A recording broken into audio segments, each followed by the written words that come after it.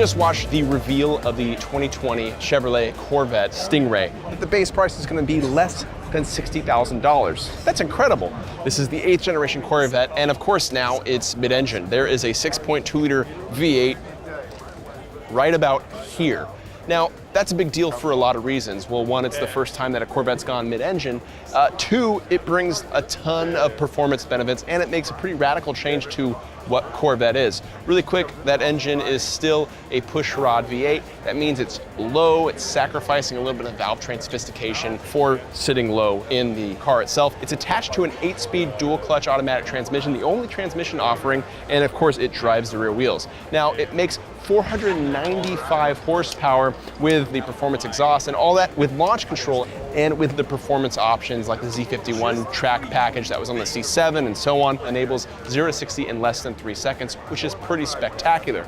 Now, one of the things that happens when you switch to a mid-engine configuration is you, of course, all that space that was once cargo volume is now engine volume, I guess, but there's still a trunk behind it, which Chevy says can fit 2 golf bags, which is pretty impressive. It shows Chevy's commitment to understanding the practicality aspect of the Corvette and why owners really appreciate that. It makes this car more usable for more people. On top of that, there's also a front trunk or frunk up front. Combined, both of those compartments make 12.6-ish cubic feet of cargo space, which is pretty important. Let's go a little bit further up.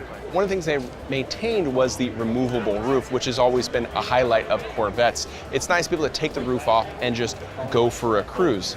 There are a couple other big dramatic changes to the rest of the car as well. Gone are the transverse leaf spring setup that used to underpin Corvette for, a long time. Now we're just down to coilovers, which is more traditional and should make for really sophisticated ride and handling, especially when paired with the magnetic fluid-filled shocks that Corvettes have been using in recent years, and those we've really liked a lot. Chevy says in the press materials that the Corvette equipped with all-season tires can generate 1G laterally.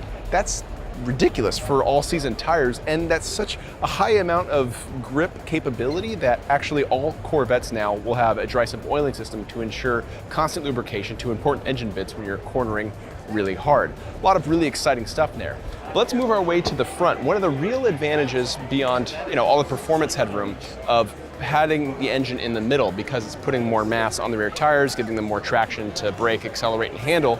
But you also move the passenger compartment quite a bit forward in the cabin. And that means you can put the hood down lower because there's no longer an engine there. You can make the windshield bigger, that gives you a better sight line. And because there's no longer an engine blocking it, you can have a shorter and more direct steering system, which makes the whole thing feel more direct. And it also helps when you're closer to the front wheels too. It makes the process feel a little bit better.